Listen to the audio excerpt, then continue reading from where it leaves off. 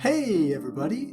Today I wanted to talk about a little small indie game that you might have heard of.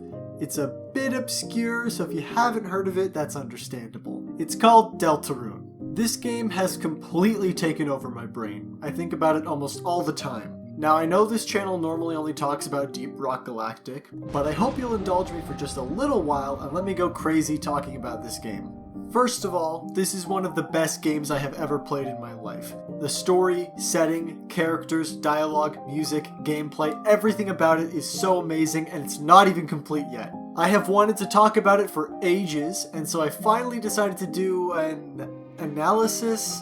Look, I'll be honest with you. I'm not really sure what this video is. I just kind of wanted an excuse to ramble about one of my favorite games. For the most part, I'm going to go through my own playthrough of the game, breaking down every scene and talking about everything I found interesting. I'm only going to be focusing on my run, because talking about every single possible dialogue choice could get kind of insane. Also, I don't want to talk about stuff like the genocide or Snowgrave route, because being mean to pixels makes me cry.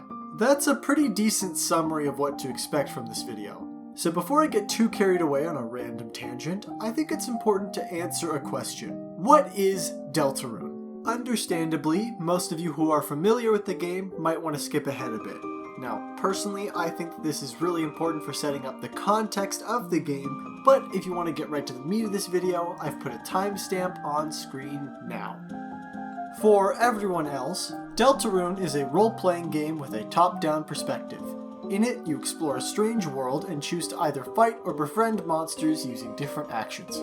Of course, there's a lot more to it than that. I'm pretty sure you didn't come to listen to me read a Wikipedia article after all. What makes it interesting is its approach to storytelling and how it has a very meta deconstruction of some of the tropes in video games and RPGs alike. If that sounds somewhat familiar to you, that's because this game was created by Toby Fox, the small white dog behind Undertale. These two games have a lot of connections. Characters and themes carry over from one game to the other. Some people even go so far as to theorize that Deltarune is a sequel to Undertale. The history of the connection between these games is incredibly interesting, so I'll give you a quick summary. Toby Fox actually came up with Deltarune before Undertale, way back in 2011. The project ended up getting abandoned, but he decided to take some of the characters and concepts and experiment with something new. One successful Kickstarter later, and Undertale was born. It was released near the end of 2015.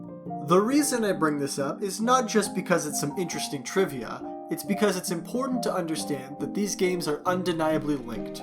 It is crucial to know Undertale in order to fully appreciate everything that Deltarune has to offer. That being said, I'm largely going to be keeping these two games separate.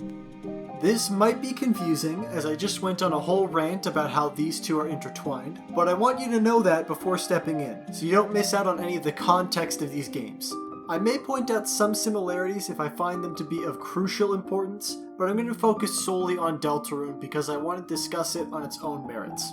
Toby Fox said in a tweet, "I feel happy because it seems like people are finally seeing Deltarune as something with its own identity and characters, rather than only thinking about it in relation to Undertale." I have a tremendous amount of respect for him, and so I want to do just that. Look at it as something with its own identity. I think that the connection between these games is important, and I think that you all should know about it, but I also want to look at Deltarune as its own experience. TLDR, Undertale and Deltarune are connected, you should play both, I'm only going to talk about Deltarune. Everybody on board? Alright.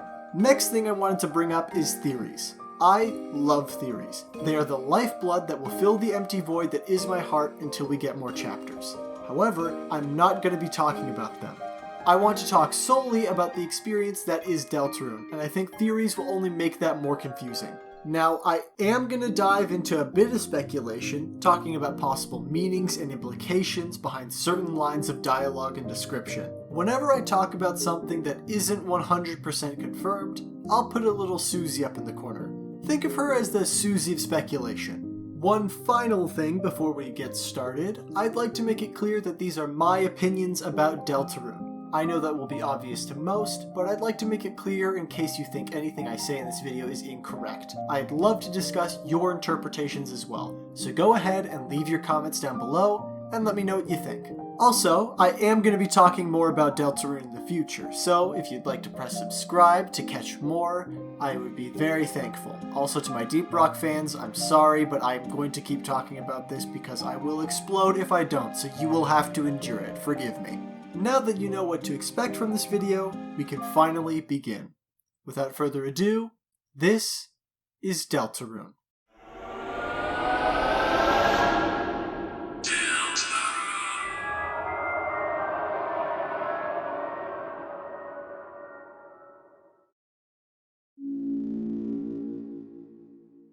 Right away, we are thrown into something very strange. An odd droning sound echoes around us while we sit in darkness. It's almost uncomfortable, sitting and waiting for something to happen. Then, there it is. 2 questions are posed to us, one after the other. Now, I'm going to pause right here. I know that this is pretty quick on the draw, but this is something incredibly important. It's the first few seconds of the game after all. These moments right here are crucial for everything that follows. It might be pretty obvious, but every story spends the beginning trying to grab your attention. It's a race to hook you into the world and get you invested enough so that you keep those pages turning. There are lots of ways to do this, but one great way is to create a mystery. I'm not saying that every story has to be a mystery to have a good hook. I'm saying that many good hooks will leave the viewer with a question. It's especially effective if the question can't be answered immediately. The question doesn't have to be a literal question, by the way. Usually, the question is in the subtext. Questions like, where is this? Whose perspective are we in? What does that mean? Are all questions that can be raised by context or lack thereof. Deltarune does start off with very literal questions, but these aren't exactly the questions it's using to get you invested. They're just the bait. The real hooks are the implications that come after. Let's take a look at what we are asked. Are you there? There's already a couple questions that we have to ask now. Who is you? Video games are a very interesting medium because the viewer is inherently a part of the experience. It's easy to assume that this is talking directly to us, the players, but we can't be certain of that. Is this talking to another character we have yet to meet? Also, who's the person doing the talking in this scene? We don't see anybody, but someone has to be making these words appear. Who are they, and why do they want to find the person they're talking to? The final question raised by this is, where are we? We have no visual clues to work with, just empty darkness. Clearly these 2 people are located somewhere. Where is that place? Before we have time to process all of that, we're hit with another question. Are we connected? Now, I've already unpacked most of the baggage from the last question, so this one has a bit less to deal with, but there's still a lot going on. What does connected mean? Is this a Zoom call gone horribly wrong, or is it something else? Furthermore, is this a good thing?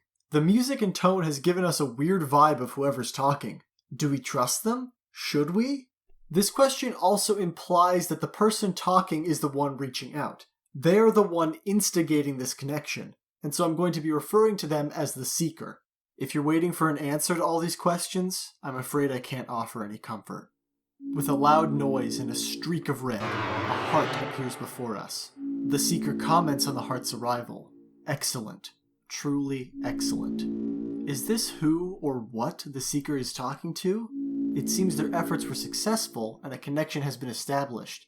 The seeker seems to think this is a good thing, but should we? The seeker then says, now we may begin. It seems whatever they have planned is about to start. There's a shift in the scene as the heart disappears once more. Finally, the background fades from darkness to something. Strange purple clouds? This creates a greater sense of unease in my opinion. We get a hint as to where we are, but what we see is stranger than just pure darkness. Wherever we are is alien and bizarre, something far out of the ordinary. Then, we are instructed to make a vessel. It seems like we will be making our own character. Another question arises from this, however. Why is the seeker interested in giving us this vessel? This does answer one question at the very least. We, the player, are the person that the seeker is talking to. So we do as we're told. We create a vessel, and it's a fairly standard process in terms of a character creator. We choose some hair, a shirt, a pair of pants. Things get a little weird when it asks for your favorite food and blood type, sticking with the unsettling atmosphere. But soon, our work is complete. Our vessel is finished and ready to set foot into the world. Or so you thought. Now, I have to pause again, because this moment right here is what I believe to be the single most important part of the game. This right here is what will be the foundation of the game's entire narrative. No one can choose who they are in this world. I think that this single line carries with it the main themes of the game. What those themes are is an important question. If we go for a very literal approach, we could say the game is about choice. Not only does the game tell us we don't have a choice, but we quite literally had the choice ripped out from our hands. It's quite a jarring experience that goes really far to enforce this idea. I think that the theme of the game goes a little deeper than a surface level analysis, though. I think that Deltarune's core theme is freedom. We had the freedom to create our own character with its own interests and personality. We lost that freedom and have instead been thrust into something beyond our control. Of course, there's a lot more game left to help build up my case for freedom being the main theme. Just tuck that idea in the back of your mind for now. Everything fades to white as we are introduced to the character we have been forced into playing as. Your name is Chris. Let's pause again here because I want to address how incredible this scene is. Right here in a single frame, we get so much information presented to us. First of all, we are shown the character we will be taking control of. Well, we can't exactly see them yet, but we know their name. Chris. That might seem like the only thing we know about them, but we can actually pick up on a lot more before the game even tells us anything. There are 2 beds in this room. Based on which way the character in the center of the screen is facing, we know that Chris is sleeping on the right side of the room. That raises a question. Whose bed is on the other side of the room? Toriel, the character standing in the middle of the room, could sleep there, but based on Toriel's actions, we can see that she's more of a parent or guardian figure to Chris, and based on the appearance of the room, it looks more like a child's bedroom than a parent's. Regardless of who owns the bed, we can immediately see a disparity between them and Chris. Their side has trophies, pictures, a diploma or a certificate of some kind, and much more. Chris's side of the room, meanwhile, is barren, devoid of any real sign of personality. This contrast is especially highlighted by how symmetrical the room is. There's a lot more we can't gather, but I think that this paints a remarkable picture of Chris's life. I really just wanted to take this time to praise Toby Fox for his incredible skill. Before we even get to take control of Chris, we know so much about what their life is like. Of course, we're still missing some context. Let's finally continue and see what else we can learn. Here we are, the first moments where we finally get control. This is a big moment in any game. It usually is used to highlight what the core of the gameplay is going to be like.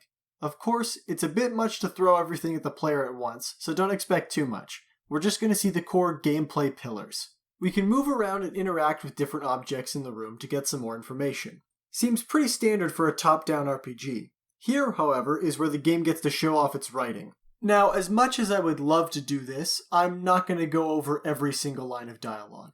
This video would probably be multiple days long if I did that, so I'm just going to summarize. When you investigate Chris's side of the room, the dialogue is short and to the point. It explains what is there and not much else. Meanwhile, the other side of the room is much more descriptive. The left side of the room has more character to it. It feels more lived in. Every item has some sort of memory or story attached to it. Why don't we see this sort of thing on Chris's side of the room? We step out of the bedroom and into a hallway. Taking the time to explore, everything has the sort of charm and history to it you would expect from a family home. Again, just to gush about how much I love the writing, it really feels like whoever is narrating these descriptions to us has lived here. They focus on small details that would have no significance to someone who doesn't have the same understanding of the history of this house. I would also like to talk about this scene with the mirror. It's only you. This mirror will have a lot of significance down the line, but I think this moment right here really reflects on Chris. While we don't have direct confirmation, I strongly feel like Chris is the narrator for these descriptions. I mentioned how they describe the rest of the house as if they have a history with it. If this is Chris, then it speaks a lot about their self-image if they describe their reflection as only you. Combine this with what we see in Chris's room, and it's not hard to assume that they don't think very highly of themselves. With someone else overshadowing them almost constantly, I imagine they can't help but feel inadequate. There's a lot more we could talk about in this house, but for now, I think it's time to move on. Let's step out the door and make our way to school. What follows is essentially the opening cutscene for the game. This introduction is a pretty classic part of any story. It's here to show off the setting, but also to establish the status quo. I don't think it's going to blow anyone's mind when I say that stories usually have an inciting incident, but it's critical that any story sets up what the protagonist's world looks like before this incident. That way, we can understand what motivates them to keep moving. How do they feel about their everyday normal life? Are they fighting to make their way home, or are they trying to escape the mundane routine? I think this is something that a lot of people overlook when discussing theories about Chris, actually. Of course, I'm not going to get into all of that right now. I just felt like showing a different perspective on the scene. So with that in mind, sit back and watch this scene unfold.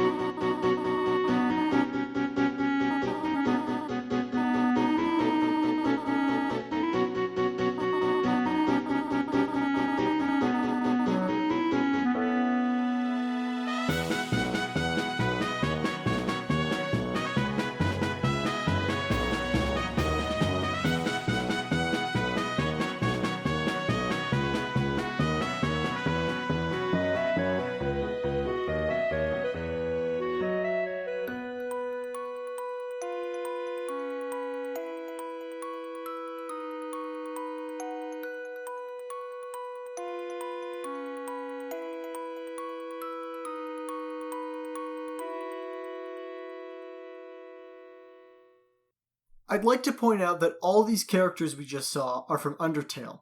I think that this scene is trying to convey what I mentioned earlier about Deltarune being connected to Undertale but also being different. The scene is finding a careful balance of showing something new while telling us, don't forget about these characters, they're important, and I think it does a great job of that.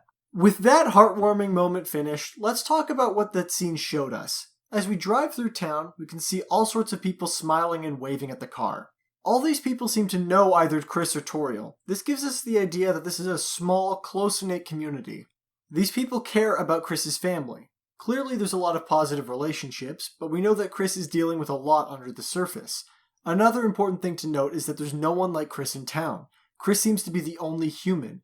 Maybe there are more elsewhere, but for now it seems like Chris is a bit of an outsider. Clearly these people don't shun them, but it's easy to see how being the only human in a town of monsters could have an impact on them. Let's step into class and get a better insight into Chris's life.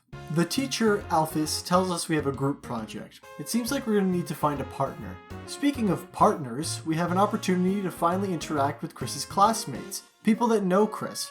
Talking to them, it's clear that Chris has an interesting relationship with everyone.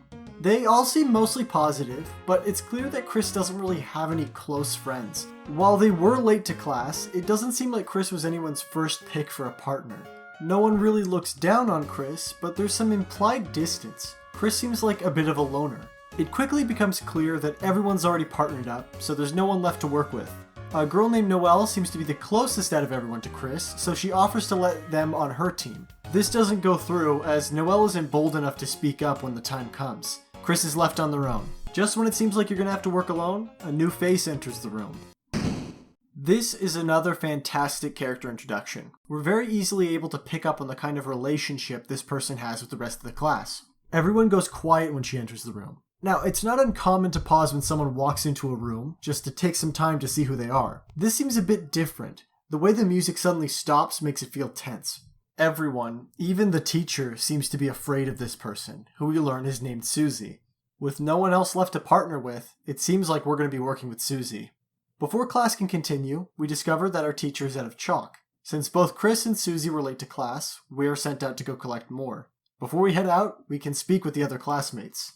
Immediately, we're able to pick up on some of Susie's character quirks. She's got a reputation for violence, and she's not exactly well liked by most people. Our classmates act like we've been sentenced to death. Noelle is the only one that wants to give Susie a chance, but it does come across as somewhat naive. I mentioned before that Chris is somewhat of an outcast, but Susie seems to truly be an outcast. No one seems to outright hate her, but it's clear that she does not fit in. We follow Susie out into the hallway, getting a glimpse of something we weren't supposed to. Susie is eating the chalk, and when she confronts Chris about seeing this, they don't speak. Susie slowly approaches and tells us, quiet people piss me off. Susie quickly becomes aggressive, pinning Chris against the wall. Susie starts to monologue, telling us that everyone wants to get her expelled. While people are certainly afraid of her, we know that this isn't true. As I mentioned before, Noelle sees some good in her. We can't be 100% certain how the others feel, but I personally don't think that they want her to be expelled. They don't seem angry or vindictive towards her. Despite that, she thinks that everyone hates her.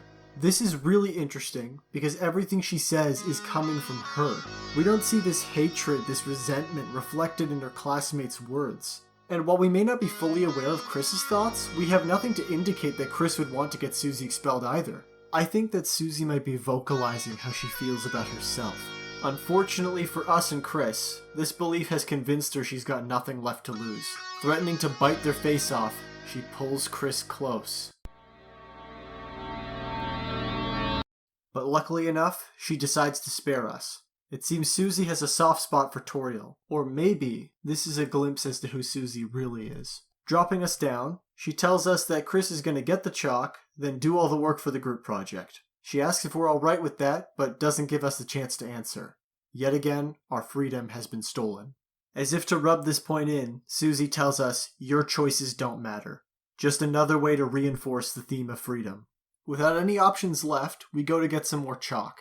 A short walk later, we arrive at the closet. Time for our little journey to come to an end. Of course, it's not that easy. The closet emits a strange sort of darkness that reverberates around us. An eerie sound plays as we stare into the blackness. This is another very important scene that we should take note of. Susie demands that Chris enter first, clearly trying to hide her own fear. Without us inputting anything, Chris backs away. These moments where Chris does something without our direct control are crucial to the plot later down the line. They also reveal a bit of what Chris is feeling. Clearly, seeing this darkness scared Chris enough to ward them away. Of course, that fear is not enough to stop us, the players. In we go.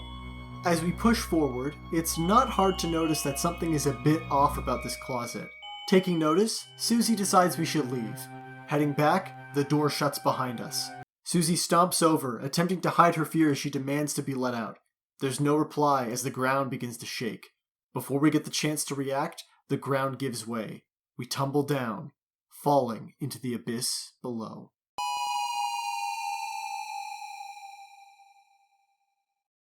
Well, that's going to do it for this video. Thank you very much for watching. As you could probably tell by the cliffhanger and the way I was talking in that video, I meant for it to be one video talking about Chapter 1 of Deltarune, but it kind of ballooned out of proportion. I had so much to say, and so I think it's best that I cut it off here for now. If I can be honest with you guys, this video was probably the hardest I've ever had to make so far. So I don't know if I'm going to continue with this series. If it gets a lot of support, then I probably will.